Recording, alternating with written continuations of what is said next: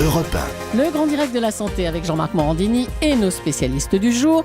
Le docteur Sophie Lemonnier, médecin généraliste. Le docteur Jean-Michel Cohen, nutritionniste. Le docteur Catherine Solano, sexologue. Le docteur Martine Pérez, médecin généraliste. Et Anne Le Gall, spécialiste santé d'Europe 1. Voilà, au moins on sait qu'on va rester en forme toute la saison avec tous ces docteurs autour de nous. C'est rassurant. Docteur Catherine Solano, on va parler avec vous de l'orgasme féminin. Vous êtes sexologue, je le rappelle. Et il y a quelques chiffres, moi, qui m'ont interpellé. 51% des femmes, par exemple, affirment avoir déjà simulé pour la satisfaction de leur partenaire.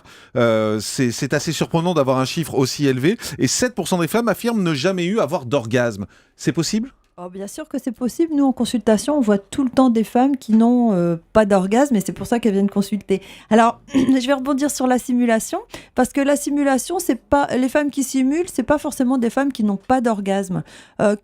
D'abord, on sait qu'à peu près les femmes ont en moyenne un orgasme une fois sur 2. Donc il y en a, elles ont un partenaire qui veut absolument qu'elles aient un orgasme, donc elles se disent ça va pas venir aujourd'hui, donc pour qu'il se fasse pas une crise de nerfs, je vais simuler. Il y a aussi des femmes, je pense à une de mes patientes qui me disait docteur, mais j'ai un problème, c'est que je simule tout le temps l'orgasme. Mais j'ai découvert depuis peu, elle avait plus de 60 ans, que si je simulais l'orgasme, j'en ai un deuxième et un vrai cette fois, et même un troisième. Et que si je simule pas le premier, j'en ai jamais. Elle me disait, est-ce que c'est grave par rapport à mon partenaire ? Non, mais c'est fatigant. Je lui ai dit, non, c'est pas grave, c'est plutôt génial d'avoir trouvé enfin comment vous fonctionnez. À 60 ans, oui, c'est vrai qu'il est temps. Donc rien n'est jamais perdu. Mais vous m'avez dit qu'il y a, en général, une femme a un orgasme une fois sur 2, simplement ? C'est une moyenne. Il y a des femmes qui en ont à chaque fois, Bien qui sûr, en ont plusieurs mais en moyenne, fois. c'est une fois sur 2. En moyenne, c'est une fois sur 2. Et il y a même beaucoup... Mais c'est la faute des hommes ? Ça, c'est une question très masculine. Bah oui, mais je suis désolé, je peux pas me refaire. Voilà. En fait, ce qui se passe, c'est qu'il y a beaucoup de femmes qui n'ont pas un orgasme à chaque fois, mais qui peuvent être très contentes de leur rapport sexuel quand même si elles n'ont pas d'orgasme. Et je me rappelle un patient qui me disait, mais moi, je voulais à tout prix que ma femme ait un orgasme. Et puis un jour, elle me dit, oh, c'est fatigant d'être une femme, il faut avoir un orgasme à chaque fois. Des fois, il faut que je me concentre, que je me dise, allez, il faut que ça vienne. Et il me dit, je me suis rendu compte que je lui mettais la pression. Ouais. Donc maintenant, si elle en a, tant mieux. Sinon, c'est pas grave. Et elle en aura la prochaine fois et tout va bien. Et il a raison, l'homme, de réagir comme ça, là, cet homme-là qui dit, si elle en a, c'est bien, si elle en a pas, tant pis. Oui, c'est un peu égoïste, non ? Non, parce que si vous voulez, le plaisir sexuel d'une femme, c'est pas forcément l'orgasme. Et d'ailleurs, j'avais fait une enquête. Une fois, c'était quoi votre plus grand plaisir sexuel ? C'était pas l'orgasme. Le premier plaisir, c'était le plaisir de sentir mon partenaire en moi. Vous voyez ? Et le deuxième, c'était 26% chacun de mémoire, c'était le plaisir des préliminaires. Donc, c'est pas forcément parce qu'on n'a pas d'orgasme que c'est raté. On vient vous voir, je suppose, justement, pour avoir cet orgasme. Il y a des gens qui viennent vous voir en vous disant comment faire pour en avoir plus souvent ? Voilà. Alors, la première chose à faire, c'est des méthodes qui vont permettre que l'orgasme se déclenche plus facilement. La première chose, c'est la musculation du périnée. C'est-à-dire que quand une femme a un orgasme, les muscles de son périnée, c'est-à-dire les muscles autour du vagin, se contractent de manière involontaire et plusieurs fois de suite. Et si ces muscles ne sont pas du tout musclés, l'orgasme se déclenche difficilement. Donc il y a des exercices à faire ? Donc il y a des exercices à faire, de la musculation tous les jours. Alors soit, ce sont exactement les mêmes exercices que font les femmes après accouchement chez le kinésithérapeute ou la sage-femme qui leur fait serrer le vagin. Par exemple, une femme peut faire ça pendant un rapport sexuel, demander à son partenaire, est-ce que tu sens si je serre autour ? Et il doit sentir qu'il y a un serrement. Si on ne sait pas le faire, c'est pas normal. Et si le partenaire dit non, je sens rien, c'est que le périnée n'est pas suffisamment musclé. Donc il faut faire des exercices tous les jours. Juste après, je donne la parole à Anne Le Gall qui a une question. Mais est-ce que quand on a 50 ans, par exemple, et si on n'a jamais eu d'orgasme, est-ce que c'est foutu ?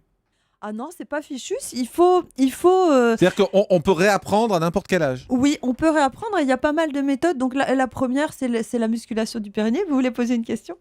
Anne aussi, mais moi je voulais savoir, et les garçons, on parle toujours des femmes et des questions d'orgasme, on met même une pression terrible aux femmes pour qu'elles accèdent à ce moment suprême, alors que vous avez bien décrit, moi aussi dans ma pratique quotidienne, que le plaisir ne se limite pas à ça, mais et les garçons, qu'est-ce qui se passe ? Est-ce qu'il y a des hommes qui n'ont pas d'orgasme ? Ah bien sûr, on a de plus en plus d'hommes qui n'ont pas d'orgasme en consultation, mais je pense que c'est un autre... C'est un autre sujet, c'est un autre débat qu'on abordera un autre jour. Anne Le Gall. Vous donnez des conseils physiques, mais est-ce que c'est pas aussi dans la tête ? Est-ce qu'il n'y a pas des exercices pour se détendre dans la tête ? Alors...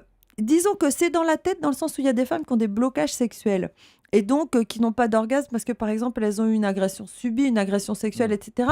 Mais moi je fais très attention à toujours commencer par donner les conseils pratiques parce que chez plus de la moitié des femmes, je pense même les 3/4, ça suffit. Et si on commence à aller chercher des choses compliquées avant de faire le basique... Alors, quel autre conseil pratique? Alors, un autre conseil, c'est qu'il ne faut pas rester passive. Une femme qui fait l'étoile de mer pendant un rapport sexuel, comme on dit chez nous, ça ne va pas fonctionner facilement. Il faut surtout bouger son bassin, faire des mouvements de bascule du bassin, parce que si vous faites ces mouvements de bascule du bassin, ça aide l'orgasme à survenir.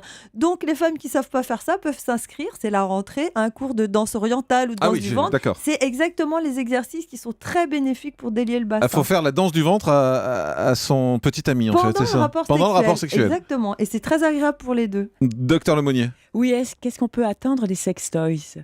Ah oui.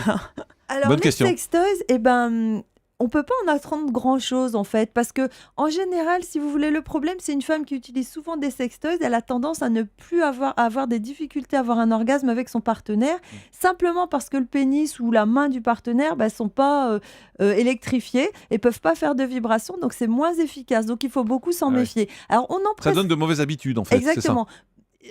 Et puis des mauvaises habitudes au niveau des circuits neurologiques qui déclenchent l'orgasme. En revanche, une femme qui n'a jamais eu d'orgasme et à qui on prescrit plein d'exercices et ça marche toujours pas, il nous arrive de dire essayez quand même avec un sextoy, parce que plutôt que de lui dire vous n'aurez jamais d'orgasme de votre vie, c'est quand même intéressant à expérimenter. Il est sympa votre métier, je trouve, finalement. On va aller au standard d'Europe 1 32-21. Bonjour Sophie. Oui, bonjour. Bienvenue sur Europe 1, vous nous appelez de Franconville. Vous, ça fait 15 ans que vous êtes avec votre mari et vous nous dites on essaie de diversifier les préliminaires parce que ça aide à avoir un orgasme. Oui, tout à fait. Alors, nous, on cherche plusieurs choses. On va de temps en temps sur Internet, on regarde quelques vidéos et on utilise des sextoys parce que mon mari, ça l'excite beaucoup d'utiliser des sextoys. Alors, il y a des hommes qui n'aiment pas parce qu'ils ont peur que ça leur enlève leur virilité. Mon mari, ça lui pose aucun problème. Ouais. Et ça marche très bien chez moi. Et vous parliez aussi du problème dans la tête. Et moi, effectivement, je suis un peu trop mentale. Des fois, je me prends un peu trop la tête. Donc, pour détourner mon attention, je lis. Je fais l'étoile de mer, je lis et je me laisse surprendre. Et ça vient petit à petit et ça marche très bien. Mais vous lisez pendant le rapport? Non, pendant les préliminaires. Pendant les préliminaires, vous prenez un livre et vous lisez? Oui, parce que ça détourne mon attention. Mon mari, ça l'excite aussi parce qu'il a l'impression de faire quelque chose qui est interdit parce que je suis en train de lire. Moi, l'excitation monte doucement parce que je me prends pas la tête à savoir mais pourquoi il m'excite, il a encore envie de moi, moi j'ai pas envie, et tatati et tatater. Et donc voilà, je lis et bien au fur et à mesure, forcément, je ne lis plus mon livre.